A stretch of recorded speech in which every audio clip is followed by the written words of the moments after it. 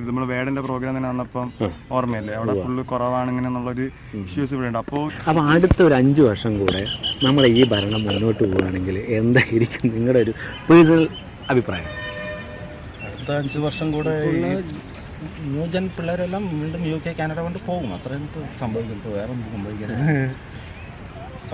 5 വർഷം ഇതേപോലെയാണ് ഭരണം പോകുന്നതെങ്കിൽ ഇനി ഒരു 5 വർഷത്തിനുള്ളിൽ നമ്മളടക്കം ഒരുപാട് പേര് മിനിമം ഈ സ്റ്റേറ്റെങ്കിലും പെടുന്നു വരും.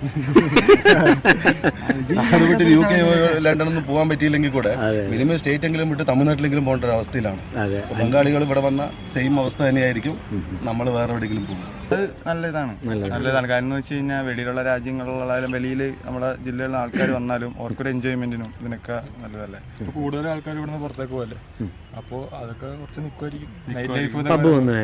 എക്സാമ്പിൾ ഇപ്പോൾ കമ്പാരിസൺ ചെയ്യുമ്പോൾ എല്ലാ ജില്ലകളിലും വെച്ച് കമ്പാരിസൺ ചെയ്യുമ്പോൾ ഇവിടെ പ്രോഗ്രാം കുറവാണെന്നും അങ്ങനെയുള്ള നമ്മൾ വേടന്റെ പ്രോഗ്രാം തന്നെ വന്നപ്പം ഓർമ്മയല്ലേ, അവിടെ ഫുള്ള് കുറവാണ് ഇങ്ങനെ എന്നുള്ളൊരു ഇഷ്യൂസ് ഇവിടെ ഉണ്ട്. അപ്പോൾ ഇങ്ങനെയുള്ള കാര്യങ്ങളൊക്കെ വരുമ്പോൾ ഇമ്പ്രൂവ്മെന്റ് ഉണ്ടാവും. DJ പ്ലേസ് ഒക്കെ വന്ന് പെർഫോം ചെയ്യുമ്പോഴും മൂല്യമായ ആ സന്തോഷത്തിൽ ഞങ്ങളുടെ പേരും ആലേഖനം ചെയ്തതിന് നമ്മുടെ ബന്ധങ്ങൾക്ക് നൽകാം സുതാര്യതയുടെ പൊൻതിളക്കം.